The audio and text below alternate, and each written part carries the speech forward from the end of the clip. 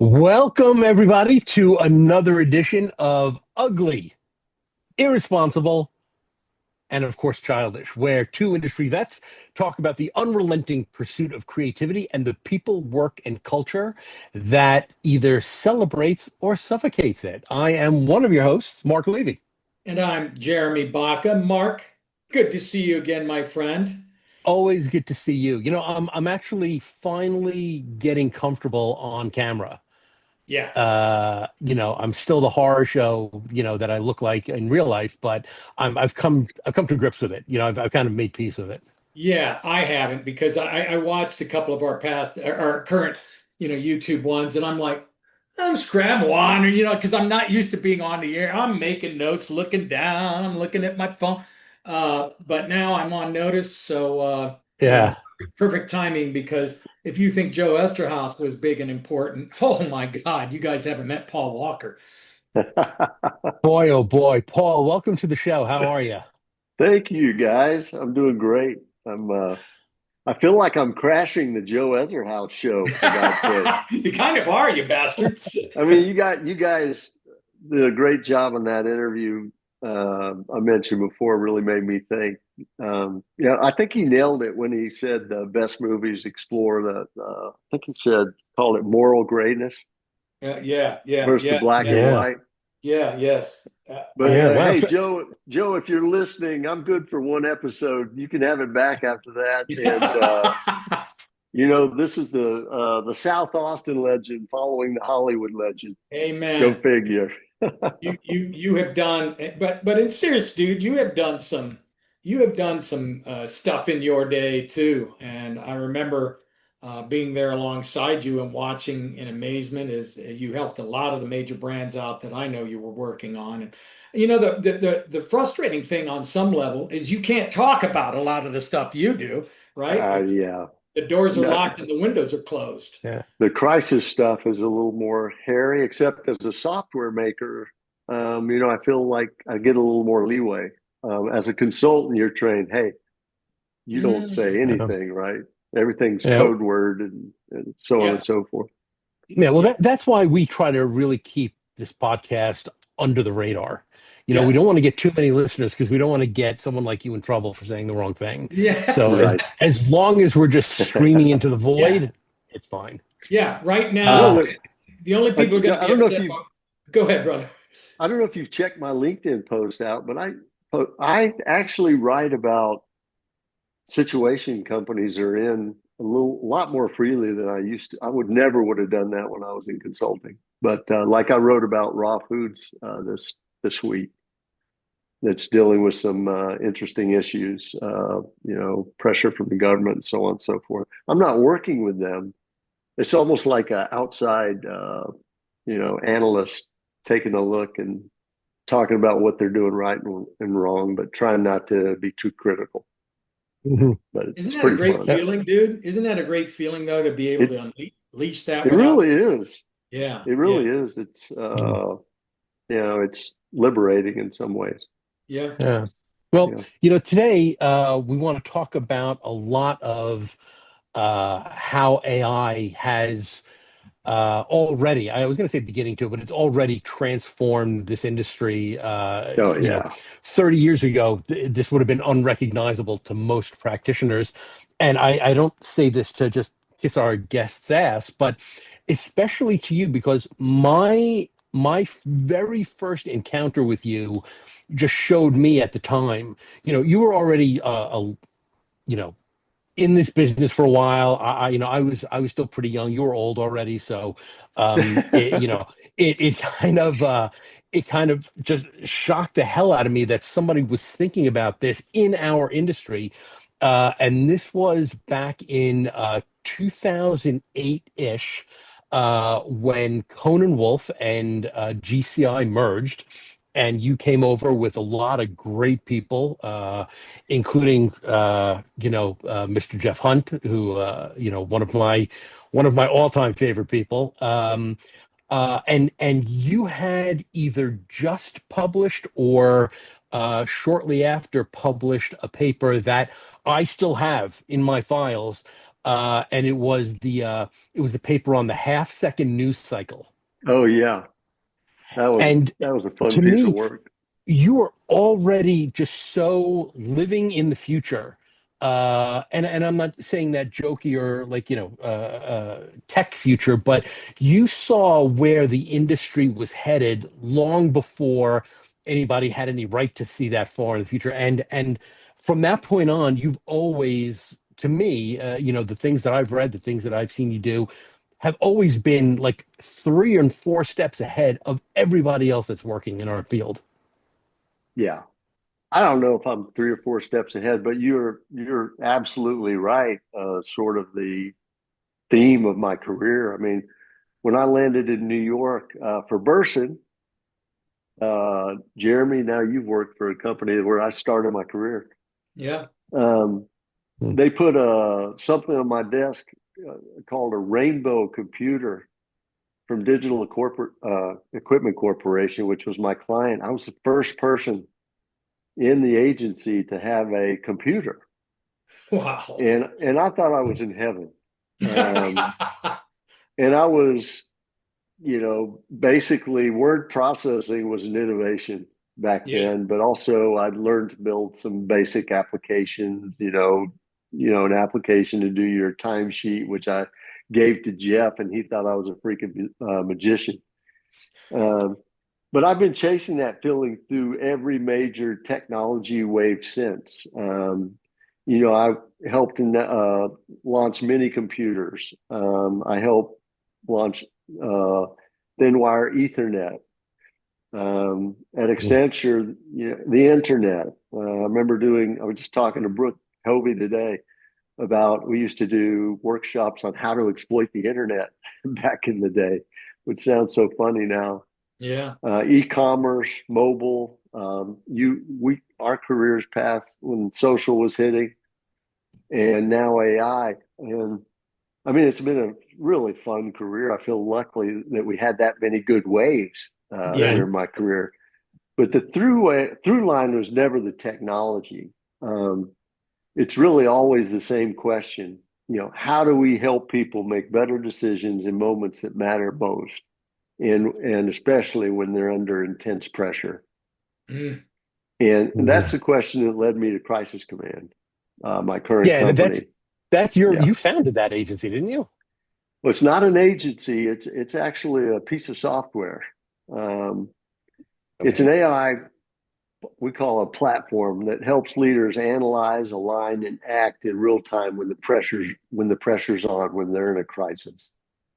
So Hmm. we call it the operating system for institutional decision making when the temperature rises. Mm. Hmm. So it's got 3 modes. It's got a live crisis mode. If you're having a situation and you need to sort out a strategy or figure out what you're going to do or what you're going to say, you go to Crisis Command and you use it for that. If you're in preparedness planning, you can go there and it will do a risk assessment with you and help you plan for the future.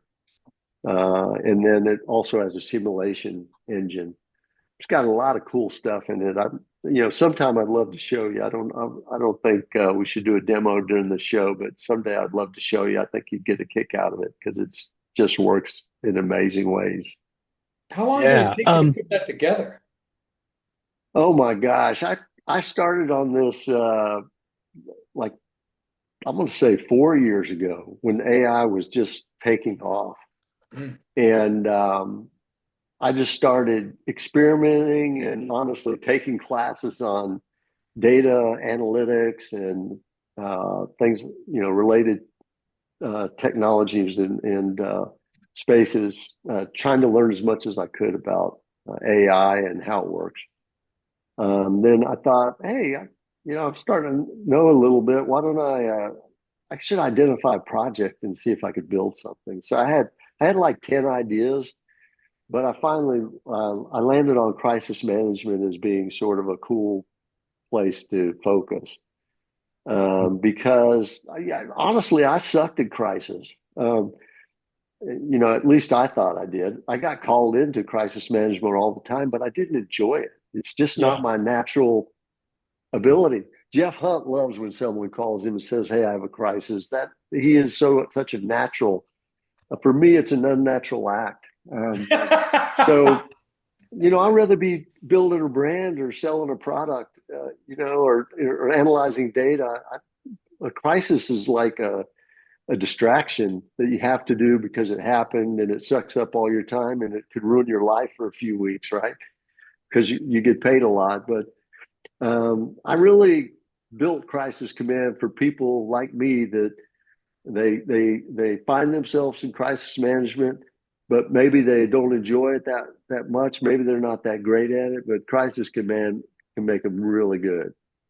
So without And it can, without yeah, doing that full demo, right? yeah, yeah, Can you kind of take us through what happens? Again, it used to be someone picks up the phone, calls Jeff Hunt, he's on it, right? right. What's the kind of workflow for Crisis Command? How does that play itself out?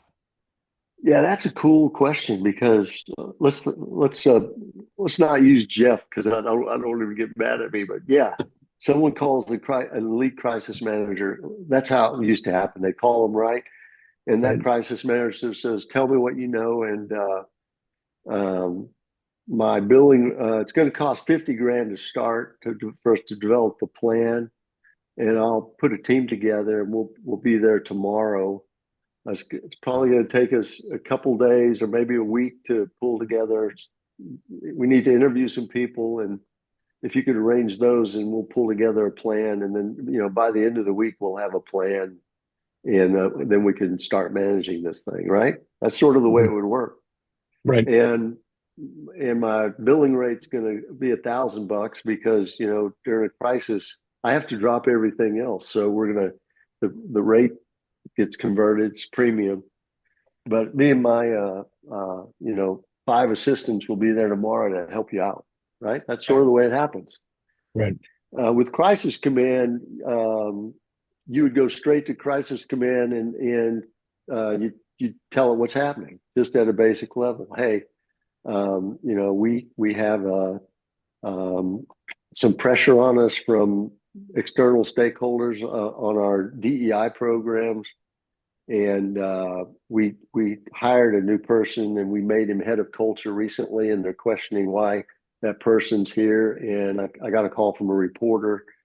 Starting to feel the heat here, and I need some help sorting it out. And Crisis Command would say, "Hey, you're looks like a live crisis brewing. I got some questions for you." So first, it would take you through an intake process and ask you some smart questions. It might ask 2 or 3 rounds of those questions because it's looking for clues on your risk exposure. It's looking at reputation. It's looking at legal operations and financial. It's trying to figure out what's going on and what's your risk exposure. But once it feels like has enough information, it moves on through like several steps. One is we call the case precedent. So the first thing a CEO wants to know is who else has gone through this. Mm, Tell me the guys that did it right, and tell me the guys that screwed up because I want to right. learn from both of them.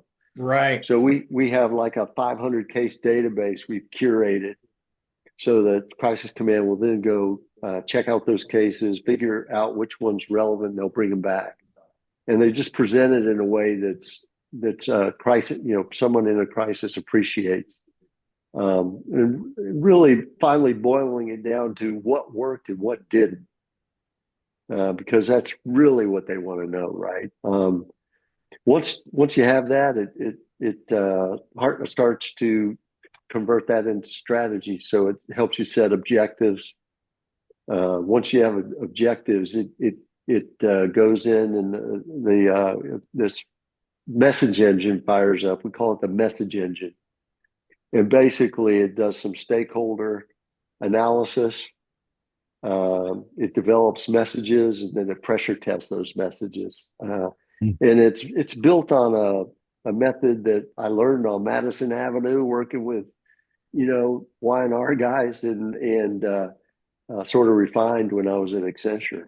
Um, but it works incredibly. And in fact, some of our customers use that to promote good news. They sort of have an off-label use for it. Even if they're not in a crisis, they might go in there and develop messages for a new program they're announcing. You know, How, that how was actually going to be my first question is it sounds like it could be doing a lot of other just I don't want to say basic, but general problem solving issues as opposed to crisis. Like it seems like you could use that for anything. You can. I mean, you probably could. I mean, we've built it for crisis management, but we want to go deep on crisis management. I mean, there's a heavy duty amount of vertical nuancing crisis. So we have a higher education version of the product. We have one Mm, for restaurants and food companies, technology, banking, and insurance. We're working on hospitals and health systems. We have like six right now. I think I named six. But consumer products, goods, retail. mm, So what's inside is an elite workflow. So it works like an elite consultant would work, mm, including with some really cool methodologies for developing messages and so on and so forth. It's got a case database in it, extensive, curated by humans, broken down so that they're useful for people in crisis situations. And then it's also got industry scenarios, which basically capture, like on DEI, what's happening in DEI in America right now? What's the context that we're operating in? What are the regulations we need to be concerned with? And quite a bit more. But the LLM is able to pull from all of that to help you develop a strategy and then help you execute. I mean, once you get to writing holding statements or generating talking points or whatever you need to do, this thing it just sings because you've already gone through a strategic planning process. And once you have that strategy, those other parts become a little bit more straightforward. The other thing it mm. has is institutional context built in. So when you're reading all this output from Crisis Command, it sounds a lot like you because it knows your organization, including what the voice of your organization is. So that Right. our customers love that. Is this like a complete self-service model? Because like I know I mean you're there, you've got people like Brooke Hovey there. I mean these are heavy hitters and you know really smart fucking people. Like where are you in this process? Yeah, we're the builders of the software, right? And we're going to teach you how to use it. Okay. But we've encoded our decades worth of expertise and experience into the product. So you don't need us. You can get up and running in like 5, 10 minutes and be managing your first crisis situation. right? So And you've made and yourself by obsolete. the way, when I talk about generating a crisis uh, playbook, I mean I'm talking about minutes. So we were talking about the sort of old way, call the expert and takes several days, and you finally will get to a plan. With Crisis Command, you could in 20 minutes you could have a plan. So now you can spend your time actually managing the situation and trying to make it better for the institution. You talking directly to the stakeholders versus in the back room, working on a holding statement, whatever All right. all the things that suck up time in a crisis situation. And Yeah. Paul, you mentioned that it pressure tests. Yeah. It pressure test things. How do you pressure test whether something is right or wrong in terms of what direction to run when it comes to a crisis? What in our method, our message engine starts with stakeholder analysis. So Mm, it looks on all the stakeholders. That's another big difference in AI. AI doesn't get tired. Like in a crisis, the team gets tired after they think about two stakeholders, but there's usually six or seven in yeah, today's world. You yeah, can't just think about two. So the first set of messages you see is based on those seven stakeholders. But then after you're done with that, what I see users doing is saying, okay, let's pressure test this against the California Attorney General. How might he respond to these messages? And so you get an assessment of that and some recommendations on how you might tweak them if you want to. So there is no really, it's not a right or wrong question, Jeremy. It's really, that's when the human judgment comes in. Right. Uh, Yeah. and I'm glad you brought it up because,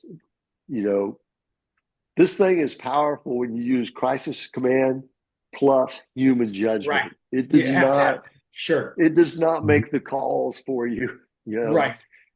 It it gets you to a point where you can make a decision. Yep. But then the human judgment has to come into play. Mhm. Yeah. It You know, just that this short. may be an, I'm sorry, go ahead, Jeremy. Go ahead. No, go ahead, Mark. This might be an unfair question, but based on what you just said, has Crisis Command ever delivered something that you disagreed with? That, like you're like, I wouldn't have done it that way, but Oh I yeah, have to, I have to let the process really. no, absolutely. And man, I have actually used it to help organizations manage crisis situations, especially in the early days. And yeah, human judgment came to bear. I'll give you an example. Yeah, please. I got to be careful here. So, super high powered executive. And by the way, this is playing out in a number of, it seems like every week I see one of these. Mhm. It already sort of played out at Ohio State, Jeremy. Why was that? That was in my head when you said that. So, okay, very successful businessman, um, super successful, incredibly affluent, rich, right? Um, there's a rumor flying around online about it could be anything, sexual abuse, or it could be harassment, it could be just having an affair, right?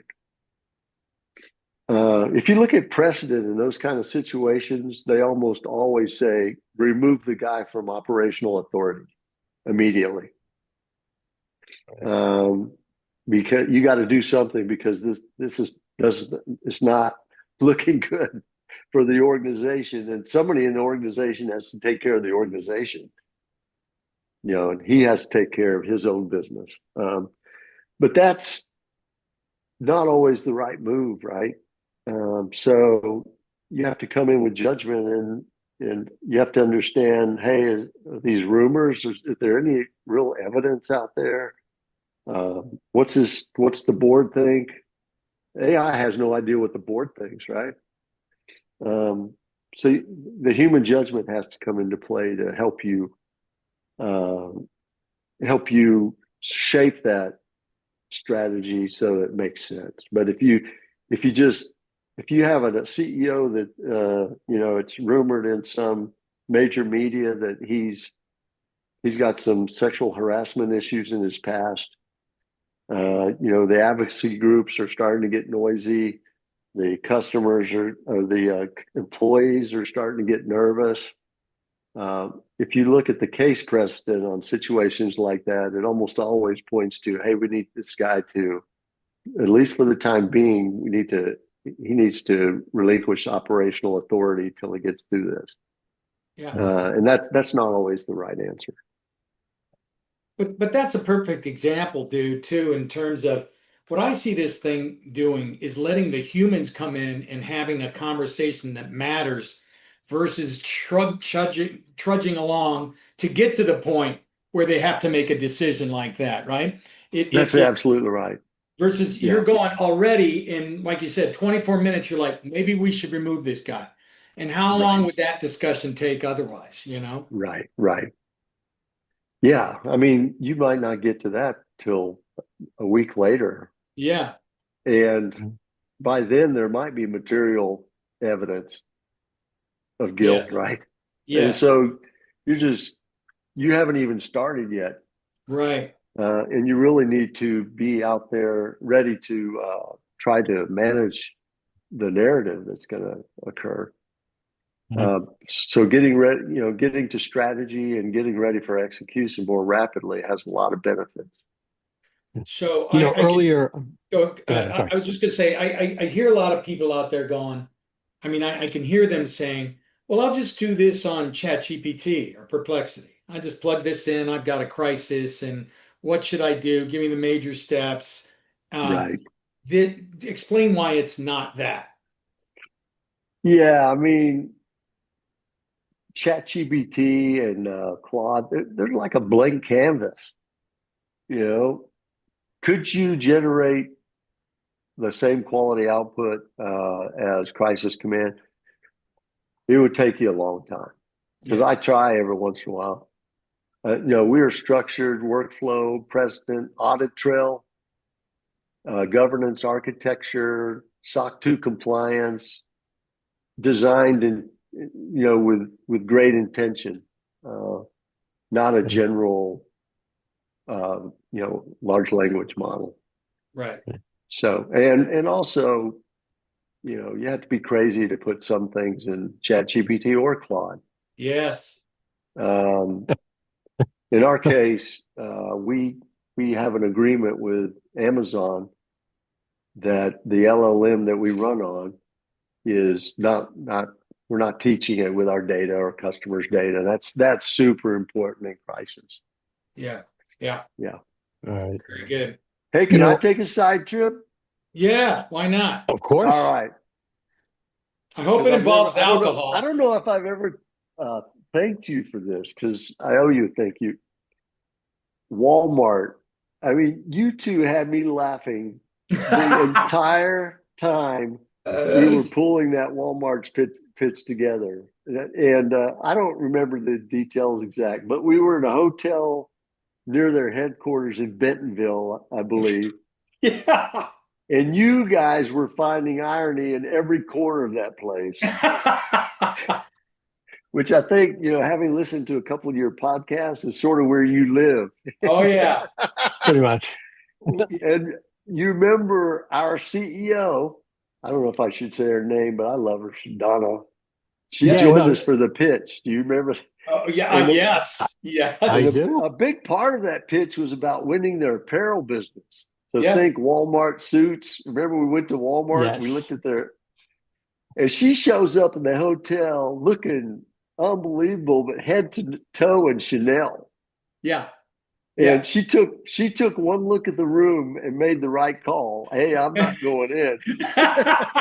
Well, that's almost correct. What happened, Paul, was Pat Godfrey at our office gets a call from Walmart, and they Oh said gosh, I didn't know that. our key contact at Walmart that we had known from because we had done work for Hampton Hotels, and now she was inside Walmart. She called up and said, "Hey, Donna coming in with that $5 million ring on, and the Armani, the Chanel dress and the Louis Vuitton shoes or whatever. That's a no. If Yep, that's what it's going to be, I'm telling you that doesn't belong, and they will rip her to pieces." So yep. Pat goes back to Donna and says, Donna, let's see. How can I tell you that? I'm not putting that stuff on. And that's when she said, I'm not, you guys pitch it. You guys pitch it. I'll wait outside. I just remember both of y'all found a lot of comedic material in the gap between Chanel and Walmart apparel. Yeah. You Do you found remember, all of it, Gosh. man. do you remember taking a glass and listening to the other room that was the competing agency and trying to hear what they were saying? Yes. But I mean, that was an intense couple of days, but both of you helped me get through it. And I tell that story all the time, and I Likewise, appreciate dude. it. One of the stories that Jeremy recently told me, I had completely forgotten about this, but he reminded me it was Jeremy, myself, Pat, and I'm not sure who else was there, eating breakfast at my favorite place on earth, the Waffle House. And I had I had really admired Pat because she in the lead up to the pitch, she had read like every single word that had ever been printed about Sam Walton and Walmart and where they were going and what they were supposed to be doing and their Yeah. culture and all that. Uh, but she was like in too deep. She kind of couldn't see her way out of it. And according to Jeremy, again, I don't really remember this. According to Jeremy, I leaned over to Pat and I said, Yeah. I think you might be too close to this. And she got up and stormed out. Yeah, that's true. Yeah. She was So, highly insulted because she's like going, you have to understand, Sam Walton in eighth grade said this, and we're like, I think you might be too close to Yeah, that so was fun days. Paul, let me ask you Yeah. this about Crisis Command. As an avid listener of our podcast, thank you very much. I'm sure you remember last year we did an episode called "Backlash is Bullshit." And what we did in that episode is take a look at some of the, in air quotes, crises that had been going on at the time, or that had been, that had happened in the last 12 months. Poppy delivering vending machines to influencers was one of them that people had a problem with.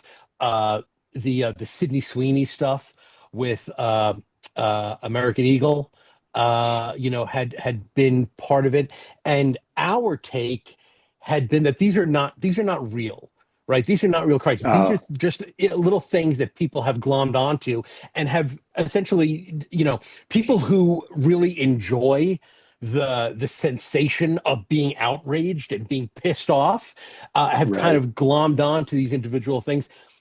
How, if at all, does Crisis Command kind of take that into account, like almost asking, like, okay, is this a real thing, or is this CEO malfeasance, or is this a couple of loud people on TikTok pissed off about something completely innocuous that we did? Yeah, I mean, it it takes into it has an extensive intake process. So let's say if some of these things, I'm trying to remember some others, but one thing I've learned is in the past 12 months, you're talking about crises that are sort of almost like the institution itself created the crisis, right? Because it's related to a marketing campaign that Right, they're implementing, right. right? like, But at the same Not time, it's not like, okay, so the one I'll keep referring back to is Poppy Soda. Yeah. Thought it was kind of a fun, interesting, kind of cool idea to send just Poppy Soda vending machines to a handful of top influencers so they could enjoy the soda whenever they want. Frankly, that's something that I might have recommended, at the time. I thought that was completely innocuous. Yeah, sure. Send them vending machines. It'll be a lot of fun. They could talk about the vending machines. Right. They could put different stuff in it. And people lost their fucking minds, that this is tone deaf. How dare they? And it's like, Right. this is, shut the fuck up should have been the answer as far as I'm concerned from Poppy. But they took the high road. And kind of dealt with it and apologized. But it was really tough to wrap my head around exactly how an organization should respond to something like that when it's not like a CEO getting caught cheating on his wife at a fucking concert, or Right. some kind of, It's a like you said marketing earlier. campaign. Yeah, it's like, Yeah. like, how is this actually a crisis that we should be reacting to? Yeah. You know, I think it would do a great job of helping you sort it out. One thing in those cases that's really important is having the right kind of input. Because in the last 12 months, I guarantee you, all of those cases, a certain amount of what looked like a lot of online activity was probably bots. yeah, Um, you know, Right. we've we've talked. There's some companies out there that have monitoring tools that can help separate truth from fiction. And in a lot of cases where it's just this, they're picking something and there's a lot of outrage, that most of the online conversation is actually bots from other countries just choosing to amplify something that they know uh, might be a divisive issue in our country. So it's if you have that kind of tool and that kind of data, so exactly, the true a better measure, a truer measure of the conversation online and what's positive and negative, and who's really influential out there that's a real person versus a bot, from powered by some North Korean guy or Russia or China. I was just going to say we just Then lost all of our Belarus audience. Like we're so yeah, screwed. We're, then then you're gonna have a better strategy. But if you just treat all of that as truth and say, we've just our online conversation around our brand has tripled and 90% of it's negative, it's going to react to that. It's going to use that information. So it's really important to understand the situation, give a good data, good human judgment, and then it's going to really help you make the right call. The two brands I heard that happening around most, one, ironically, was the Cracker Barrel logo, where they, Oh yeah, that was a big one. right, dude, it was like right. 35, 40% bots. And I'm like going, I, doesn't I somebody have something better to do than to create a I've bot? seen numbers that are like 75%. Oh, really? Yeah. Wow. Jesus. But I have Mm. seen overreaction to that, because I've had some of our customers tell me that some of their crisis consultants have advised them to ignore some situations online because they're probably mostly bots. Not not having the data to really understand if it's real or what's truth and what's fiction. So Right. you also can't just look at a situation and say, "Oh, don't worry about it. It's mostly bots." You might have a real Right. problem. Have you seen a crisis situation out there recently, or even one that jumps to mind that you're like, they could have benefited from the software you have? It was handled wrong, and this might have helped, or maybe just something that was handled wrong, and maybe the human element, being you, would have handled differently. That blew up into something that didn't necessarily need to go there if they had gotten correct counsel off the bat. Well, I mean, yeah, I see them every week. Uh, the I'll tell you what the customers are talking about a lot is it's when brand values, federal mandates, state laws, and politics collide, Mm, right? So you're seeing this in higher ed. Um, the Trump administration is going off after a lot of universities. yeah, yeah. Uh, for different reasons, could be DEI related or anti-Semitism or, but they're really going after them in a big way. And trying to force them to do things that are counter their brand values, and sometimes counter state laws in which they operate, and the political environment in which they operate. And so, almost always, I think an organization that finds itself in that situation could benefit from crisis command, because that's too much for a human to handle. I mean, we're talking about a collision of forces that. Let me try to paint a picture. You're a big restaurant chain, Mexican food. Um, your brand is all about Hispanic, culture, Latino culture, and inclusion, and you have an incredibly diverse workforce, and customers love you, so on and so forth. Um, the DOJ comes after you because they say you have unfair hiring practices, DEI remnants from the past that we've now mandated. We have an executive order against that. So they come after you and put pressure on you. Your largest franchise group is in California.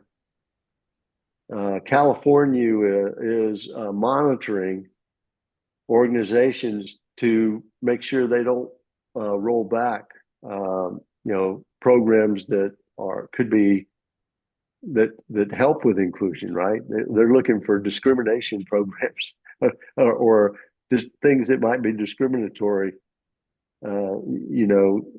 in what you're doing. Yeah.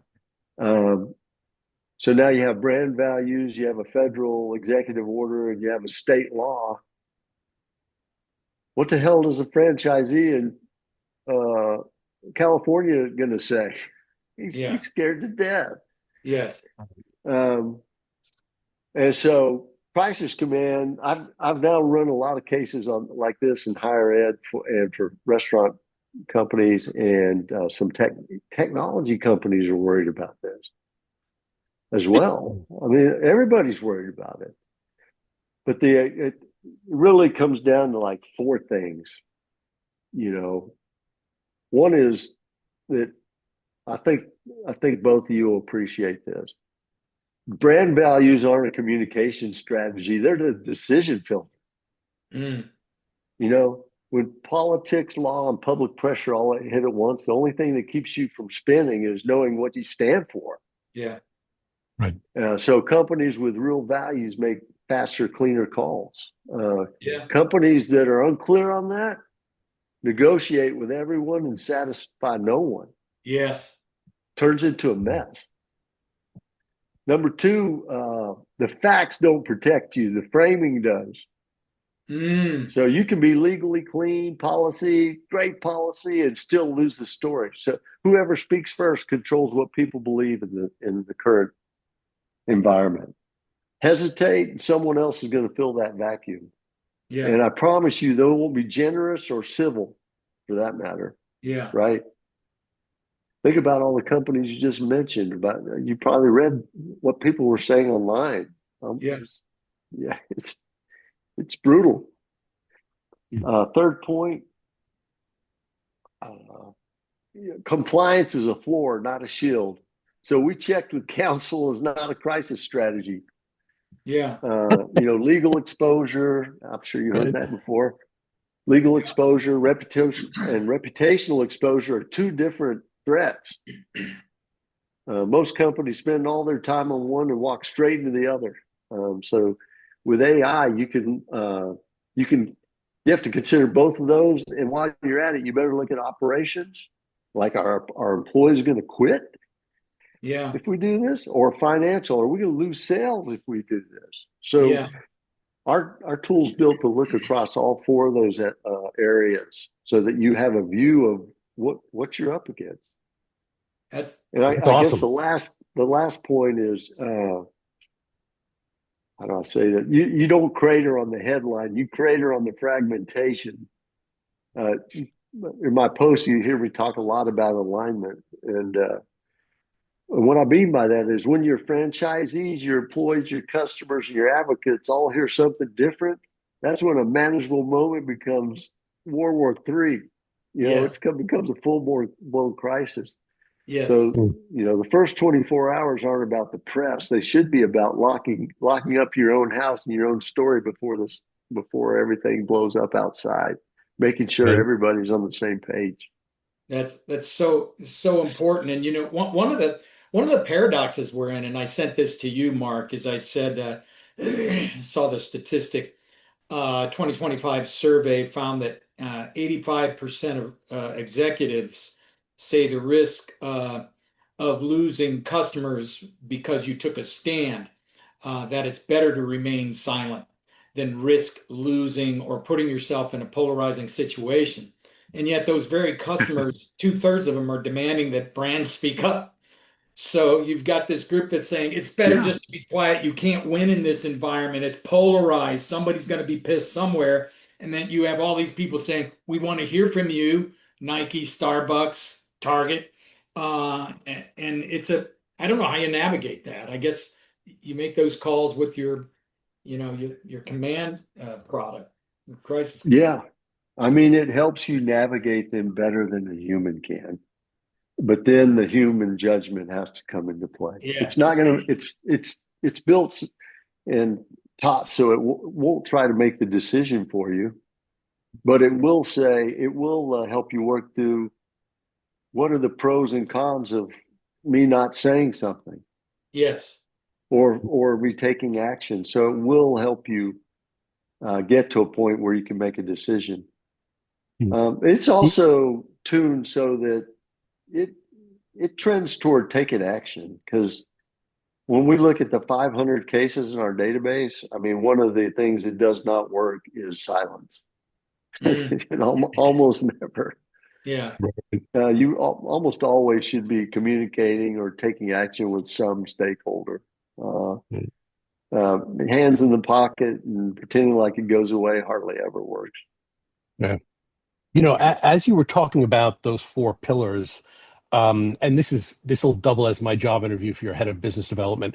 You know who, where I think there's a huge market for this, who this would really benefit as a kind of decision making tool is legislators, politicians who often are stuck with, okay, at least 45% of my constituents hate everything about me and everything that I stand for. How do we navigate these moments that don't suggest I'm going to be all things to all people, but help me kind of maybe parse out some of the nuances that are for the most part lost in today's online conversations. Right. But we don't sell it to politicians. Hmm. How do you I'm just know? kidding. I'm I was just gonna, I kidding. was gonna say, wait a minute, what? Let me be your salesman. I think it could benefit people working in politics or government. We actually have government on the drawing board. And the question I get asked a lot is your tool biased? And we have not built it to be biased. Uh, my experience so far is that it takes on the bias of its user. Mm, Oh, Uh, interesting. uh, yes. So it's listening to the user about the user is telling it what's going on and what's important to their institution, what's important to them. And it's going to help you shape strategy based on that. It's not Hmm. going to say, hey, dude, that sounds super conservative. I think a more liberal approach might work here. It doesn't do that. It really does take on the values of Yeah. the company and the person it's working with. I can Yeah, I just can see that. imagine that the intake form, Yeah. all the stuff it's Yeah. asking would be completely different depending on your bias. Right. Just the way you phrase certain things, the way you Sure. characterize different Oh yeah, things. yeah. It picks it up Oh, quick too. I mean, I've role played it because I early on I thought, wow, that X university is using our tool. It's being attacked by X organization. What if X organization was also using our tool? Um, would they, how would it respond then? And so I've played both sides of the table, and I'd say it performs pretty well. We have talked about there are red lines for us. We may not sell it to all types of organizations. We haven't come up with that list yet, but we do think it's that powerful that we probably need to not go after some segments of the market. Dude, you know what I'd be mm, I don't know what curious? y'all think about that, but Yeah. You know what I'd be curious of? It I don't want to use it for bad will kind of to Well, then give create. it to me and Mark. We'll use right. it for Yeah, that. Give it to us. I, We risk our careers so you don't have to. No, here's oh, one of the things that I think would be interesting, and I'm not even goofing around. I'd be curious is if you feed all the stuff in there about Pepsi and its brand values. If there's any scenario ever that Crisis Command would suggest, let's hand Pepsis to people during the social injustice riots. I mean, if Right. there was ever a scenario, because if that human element is coming in, could it misdirect the Crisis Command that way? Or would Crisis Command say, I'm not sure you want to do that? Yeah. I mean, it does Mm. tell me don't do that sometimes Really? when I'm Well, running scenarios that's not a good idea. And it'll Yeah. say, here's why. you're going to So, sell this thing to me then because I could use. Hey, can yeah, I say this to my Yeah. wife? No, don't it, do that. Actually, that's yeah, Yeah. Mark, do that's a not different say kind of I'm going to crisis. kill kittens. Do not say That's a that. different kind of crisis, but I'm sure would be helpful. I mean, we've used it for some crazy things to help people out. I had an organization that was dealing with some transgender issues, which is really hard to deal with in this country right now, and it really helped them a lot, and they still use it all the time to navigate things. Uh, Jake Drake is using it in Dubai right now. Wow.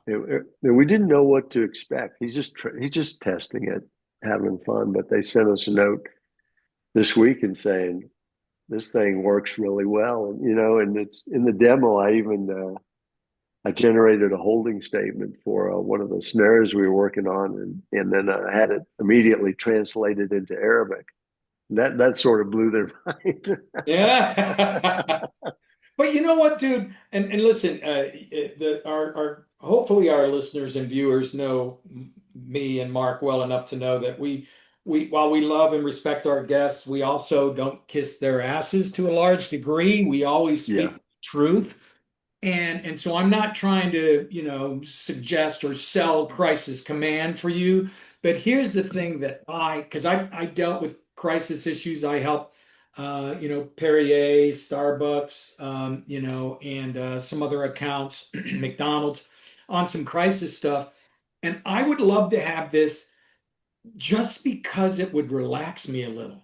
It would absolutely. make me feel like I'm not behind. I'm taking these giant leaps forward that it's when you see it laid out, you're like, okay, this is manageable. We're getting the information versus that slow unraveling is what always freaked me out. That's why I hated Crisis.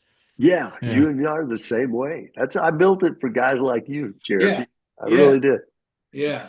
This is, Yeah, yeah, we should talk about the agency pyramid collapsing, and how tools like this might replace it, because that's what your statement made me think about. Yeah. Uh, you I didn't know, know there was a pyramid. I didn't, that's how far off I well, that's how we used to make money, man. We had one guy at the top, and then we had this pyramid. But I think this crisis command has made me think about how different that pyramid could be or should am. be. Mm. And I yeah. should, I was in Burson in '83. Same firm you spent 25 years at, Jeremy, or is that right? 25 years, something like that. Yeah. Yeah. About that. Yeah. CMO at Accenture's for Accenture's industry groups on the WPP board. So when I say it's breaking, I'm not a critic Yeah. parachuting in. I'm a witness, man. Yeah. I Yeah. was Right, I was right. inside, but CMOs and CCOs are telling me directly, I'm going to use AI for 80 to 90% of our issues and crisis Wow. work, Right. Wow. Yeah. and top consultants for the hardest, 10 to 20%. Yeah. That But actually kind of brings up a real concern, I think, amongst people like me and Jeremy, Yeah. and everybody's kind of freaked out that AI is going to replace creativity. And I think that certainly from a design standpoint, I mean, who needs, who needs a designer who can put a PowerPoint deck together when AI can do it in 5 minutes, that yeah, kind of thing. But here's where I want to get back to Crisis Command because this is my question. One of the things that at least I am still feeling good about is that as currently kind of laid out, what AI doesn't allow for is edginess, right? What AI doesn't allow for is risk. So, Jeremy and I don't know if we did this at Walmart. I'm sure we did some version of this. I'm sure you've seen us do this, other times where we're like, okay, this is the crazy idea at the end. It's not our recommendation, but we couldn't help ourselves, so there's this, right? And AI has a hard time kind of developing that, and it's kind of a blind spot. Thank God right now for AI, and that's what keeps people like me and Jeremy, barely employed. Um, my question for you is, I feel like, and again, I understand that human judgment comes into this, at some point. Um, is empathy a kind of blind spot for something like command AI? Like have because there's so much as part of these issues, and you brought up transgender issues, and I'm forgetting the name now, Jeremy, if you remember it. We also covered in that previous episode that I was talking about. We covered the that Bud Light had the just the nerve to place a transgender influencer on their bottles, and Kid Rock and everybody else down there fucking lost their shit. Yeah. um that there's no like empathy in making these decisions. Is that fair, or have you kind of started to build that in, or talk about that a little bit? Yeah. I mean, that is a criticism of AI. In our case, you know, first of all, remember the voice of your brand is encoded in the software, so it's going to sound Right. like the brand. Secondly, it's taught that when it develops messages, it it balances rational and emotional because we Oh, know those okay. those are going to be a lot more effective, right? Hmm. When it outputs messages, and this happens a lot when people are involved, right? When people are affected by a crisis, be it a death or even someone that's being attacked or whatever. Right. You simply say, "Hey, we need to dial up the emotion, 5%." And in 5 seconds later, it's dialed up the emotion, and it's asking us, "Did I get it right, or should we go further?" Interesting. So again, the human, you need a human that's a great communicator Right. driving it, because they know when the emotion's right and they know when to press send. If you have someone driving it that's clueless on that Yeah. and just expecting the AI tool to get it right, that's when bad things happen, right? Yeah. Well, okay. Let me But let me ask. yeah, At the top of this, I talked about, was it again? We don't really kiss our guests' asses. Um, Maybe we do a little bit, but this wasn't an ass kissing moment when I said you've always been, a few steps ahead of everybody else, at least everybody else at the agency where I worked. That's my 2 cents. So I'm going to ask you to prognosticate a little here. Multiple times you've talked about crisis command as, the human element has to come into this, right. right? How far are we from that not being a thing? How far are we from actually humans are just going to get in its way, and you just need to let this thing do its thing? I think we're a long way from that. Yeah. There's a lot of bullshit out there right now. Uh, I saw one today is like, our platform will build your marketing plan um, and execute it. All we need is your URL.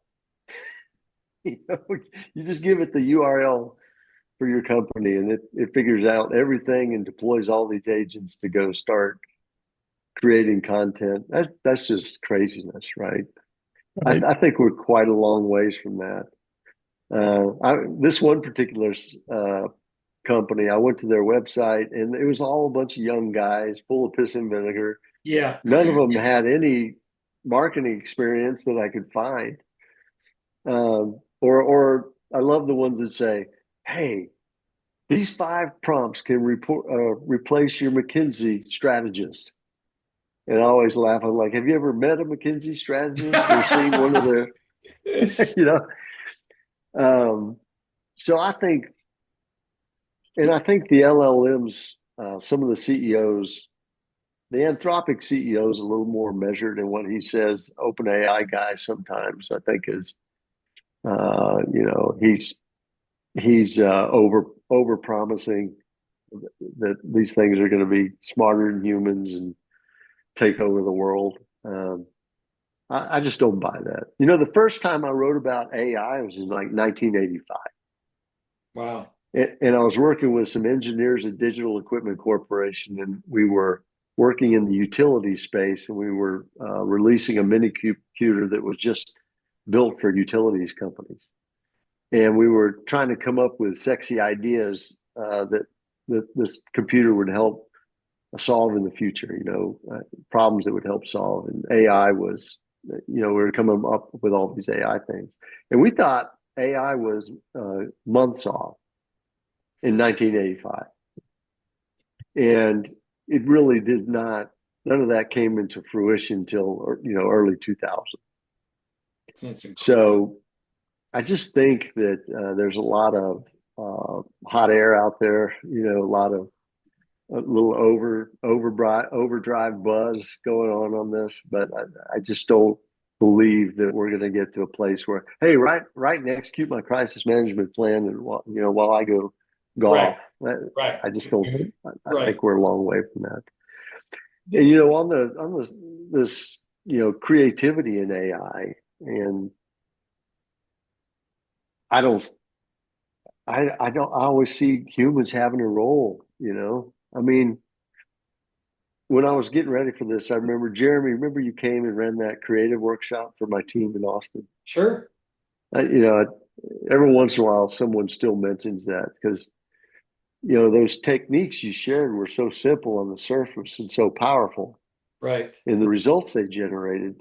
Yes. I, I feel like I think I asked you then, but are you an Edward de Bono devotee, or it seems like a lot of it was lateral thinking coming out of some of the Yeah. academic Very, work he did. But very good. He's not only a yeah, marketer, he was a physician too, which I didn't he know. was a doctor, yeah, Yeah. Yeah. or in Maltese or something like that. Yeah. And boy, look at you. You've been doing your Well, homework. when I was in Singapore, Edward de Bono visited, Wow. and Fred Harwish, he's a Burson veteran. Do you know Fred? No.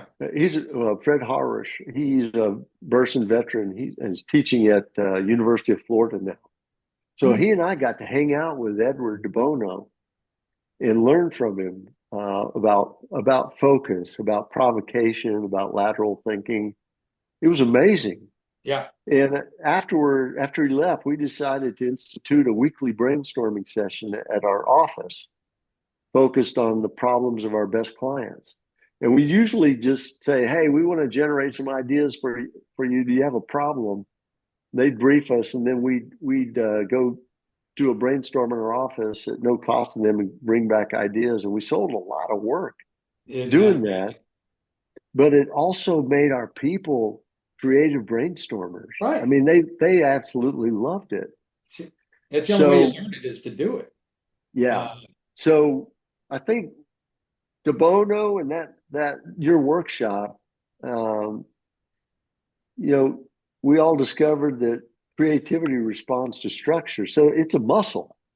yeah. I mean, you can train it, Yeah. and you sort of proved that to my team.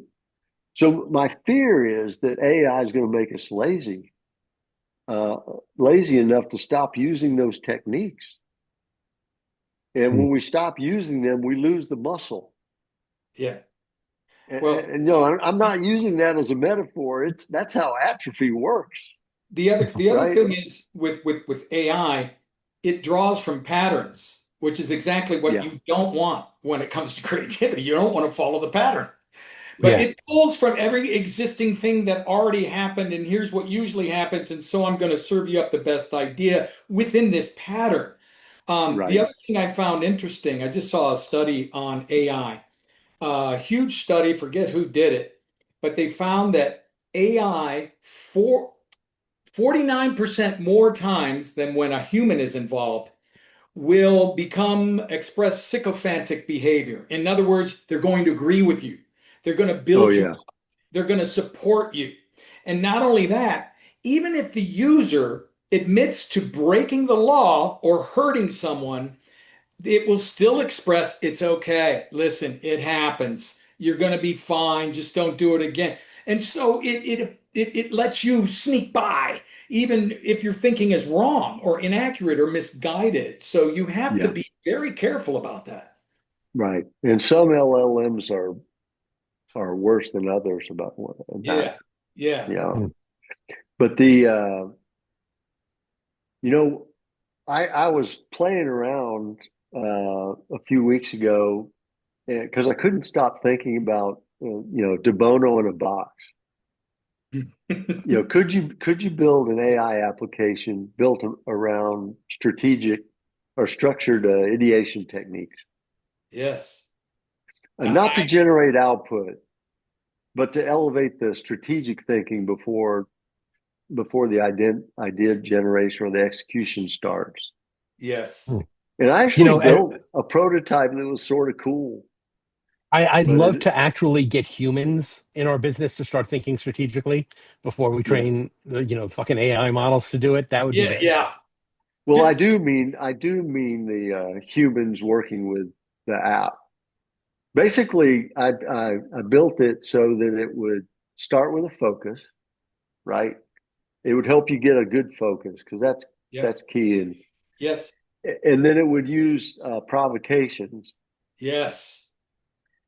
um, to it would facilitate. It was basically facilitate the brainstorm while humans participated, and I built it for iteration because I think that's so important in these tools.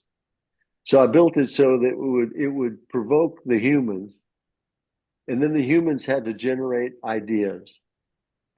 Then the AI would build on those ideas and suggest them. And the deal was, you give me one idea, I'll give you two. Right. If you give me zero, I'm not giving you anything. Right. So it required the humans to engage. That's awesome. And by the way, And it for was our pretty readers, fun. It was pretty fun to use, but it finally broke, and I just haven't fixed it yet. But well, let me know when you get back on that. I'd love to work alongside you on that. I'm not angling my way in. I just think I could be helpful. I, I oh, of also course, I also want to say quickly to those who may not know, Edward DeMono was the marketer who came up with the phrase lateral and vertical thinking. And yeah, vertical thinking is very narrow in its approach. It's down the same alley. You know where you're going, you know where you're heading. And he said you need to open that up to lateral thinking, where it's like the horizon and anything is kind of possible. So right. just for people who may not know. Yeah, he wanted his techniques to knock you out of the box. Right, right, Right. exactly. There is Yeah, no box. That's the whole right, trick. right. Um, but And it awesome. really worked. Yeah, it does and continues to today. So, Yeah. But I Mr. said it Levy. earlier. I say this all the time. The dangerous version of AI is not the one that replaces bad work. Bring that one on, right? Yeah, yeah, It's the one that makes mediocre work feel finished and convinces everyone the thinking was done when it's not done. And unless there's someone in the room like you guys, uh, someone with experience, someone with judgment, and that could be a writer, it could be a designer, it could be whatever kind of yeah. creative person. Only someone with experience and judgment is going to know when it's time to send it to the client. 100. Yeah. I love it. The AI should not be deciding that. No, AI shouldn't. JB should. That's who should be deciding. Right. Mr. Jeremy Baca or Mark Levy or Yeah. Hey, both. thanks. Appreciate that, man. All right. Well, I think we've covered a hell of a lot. Yeah. Uh, Paul, this We is have, man. amazing. Thank you It's very been much for fun. spending the time with us. Just as a reminder, if anybody wants to check out Paul's work, you can dial him up on crisiscommand.ai is the website. It's really packed with features, and it has a lot of cool resources that you should check out. This thing is like a real fucking thing. This is like somebody actually did this as opposed to like talking about it, which is so much of AI these days. So, no, Or this is check me awesome. out on Find me on LinkedIn. Yes. Find him on LinkedIn. Yeah. Paul Yeah. Walker, just like it sounds, Walker. Check him out. Thank you, brother. Appreciate it, guys. Appreciate you, Thank man. you. All Let's right. stay All in right. touch, You man. guys, let's do it. All right, brother. Thanks All We'll again. right. talk to you soon. Take All right. care. Bye. Bye. Thanks for ugly, irresponsible, and childish. I'm Mark Levy, And I'm Jeremy Baca. and we will see you next week. Thanks, everybody. Thanks, everybody.